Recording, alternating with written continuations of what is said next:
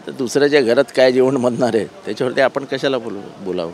माझ्या पहिल्यापासून जी भूमिका होती, त्यांच्या गटात जे काही ठरतं ते त्यांचं ठरतं. त्यांनी का पक्ष सोडला त्यांना कारणं माहिती आहेत. त्यांच्या मतदारसंघात ते का मागे पडले त्यांना त्यांची कारणं माहिती आहेत. पण मला वाटतं अनेक जणांना असं वाटत असेल की आपण शरद पवारांना सोडून चूक केली. पण काही आमदार संपर्कात आहे निकालानंतर, ही वस्तुस्थिती आहे का? आणि जर गरज पडली हे बघा, असं आहे, शेवटी प्रत्येकजण आपल्या राजकीय अस्तित्वासाठी झगडत असतो. आणि त्याच्यामुळे हे काही उघड करण्यासारख्या गोष्टी नाही आहेत की कोण संपर्कात आलं आहे, कोण संपर्कात जास्त आहे. प्रत्येकजण आपल्या अस्तित्वासाठी धडपडत असतो. पण माझी एक जी भूमिका आहे की 2 पायांवर ठाम उभं राहावं. ज्याच्याबरोबर उभे राहिले ना, डुबला तरी चालेल, तरला तरी चालेल, पण मी त्याच्याबरोबरच. हे जोपर्यंत आपण मानसिकदृष्ट्या नक्की करत नाही तोपर्यंत हे असं दर 5 वर्षांनी असं वागणं हे लोकांनाही आवडत नाही. ज्या पद्धतीनं तुम्हाला यश मिळालं त्यावरूनच कुठेतरी आमदारांमध्ये टेन्शन आल्याचं माहिती मिळते. खास करून संविधानाचा मुद्दा. टेन्शन तर येणार ना, महायुतीला टेन्शन तर येणार. ज्या दिवशी गेले त्या दिवशीच आम्ही सांगितलं होतं, ज्या दिवशी पवारसाहेब फिरायला सुरुवात करतील त्या दिवशी यांना कळेल की शरद पवारांची ताकद काय आहे. आणि ती दिसली सगळ्या मतदारसंघांमध्ये. ओएसिस फर्टिलिटीच्या तज्ज्ञांनी IVF उपचार पद्धतीद्वारे 1 लाखांहून अधिक जोडप्यांना मातृत्व प्राप्तीचा आनंद दिला आहे. मोफत अपॉइंटमेंट बुक करण्यासाठी आजच संपर्क साधा. दिल्लीमध्ये अजित पवार गटाला एक मंत्रिपद मिळणार आहे, तर 2 नेते आहेत, दोघांमध्ये आता रस्सीखेच सुरू झालेली आहे. काय सांगा? ते मिळणार प्रफुल्ल पटेलांनाच. का असं वाटतंय तुम्हाला की तटकरेंचा नंबर लागणार नाही? प्रफुल्ल पटेल 30 वर्ष दिल्लीत आहेत. 30 90 पासून 34 वर्ष झाले प्रफुल्ल भाईंना दिल्लीत. जयंतीतून निवडून आलेल्या खासदाराला निवडून मंत्रिपद नाही, मात्र राज्यसभेच्या खासदाराला पहिली राज्यसभेची जागा कशी काय दिली बरं प्रफुल्ल पटेलांना?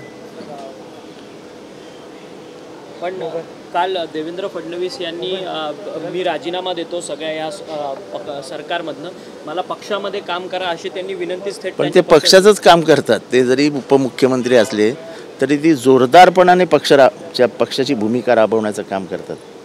हे असं का बोलले मला माहीत नाही. पण एकंदरीतच सध्याचं राजकीय वातावरण बघताना एका बॉलमध्ये खूप विकेट निघू शकतात अशी परिस्थिती आहे.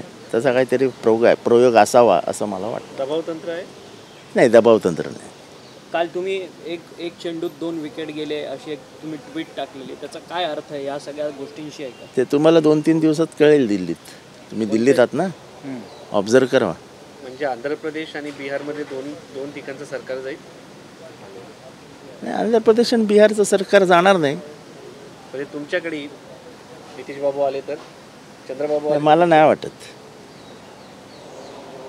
खरं तर संजय राऊतांनी आज सकाळी प्रसारमाध्यमांशी बोलताना सांगितलं की भाजपमध्येच कुठेतरी मोदींचा वाढता विरोध आहे, त्यामुळे संघ कुठेतरी दुसरा पर्याय सुचवत आहे मोदींच्या ऐवजी.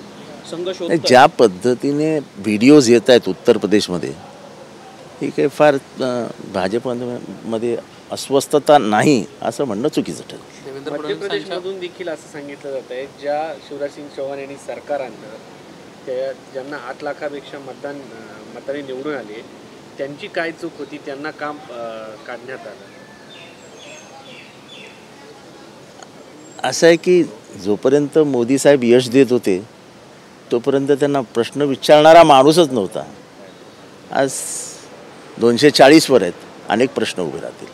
सर, युगेंद्र पवार हे आता सध्या बारामतीमध्ये खूप मोठ्या प्रमाणात सक्रिय झालेले आहेत. बारामती लोकसभा निवडणूक तर सुप्रिया सुळेंनी जिंकली, परंतु आता विधानसभेची गणितं ही पवारांकडनं आखली जातात का? युगेंद्र पवार हे आगामी विधानसभेचे उमेदवार असतील का तिथून तुमच्या पक्षाचे? तुम्ही बारामतीबाबत प्रश्न विचारून माझ्याकडनं उत्तर अपेक्षित करत असाल तर तुम्हाला सगळ्यांना मला घरी बसवायचा प्लॅन केला आहे का तुम्ही? पण बारामती कुस्तीगार संघाचे अध्यक्ष होते युगेंद्र पवार, त्यांना आता अहो बाबा, ते पवारांचं घर आहे, त्या घराच्या दरवाज्यावर टकटक तरी कशाला करावं आपण? बाहेर उभं राहावं ना. चंद्रहार पाटलांना अशी पोस्ट केली की वेळ प्रत्येकाची येत असते, आज तुमची आहे उद्या माझी पण वेळ येईल. ठीक आहे, असं प्रत्येक हरलेल्या उमेदवाराने कधीच उमेद हरायची नसते. चंद्रहार पाटील उमेद हरलेले नाही.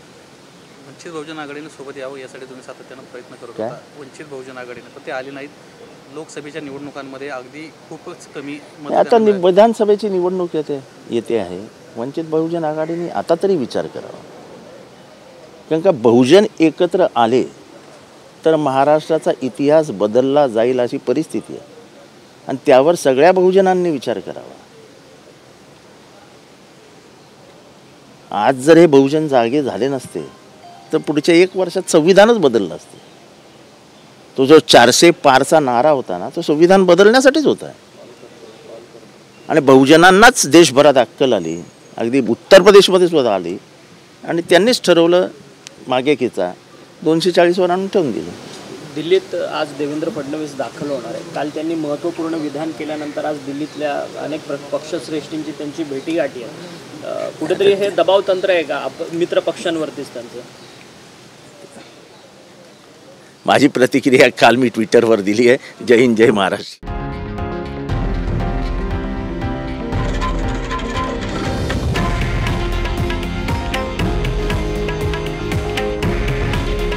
हे आहे देशातील नंबर 1 न्यूज नेटवर्क आणि आपण पाहत आहात TV9 मराठी. काळजी तुमची, हित महाराष्ट्राचं.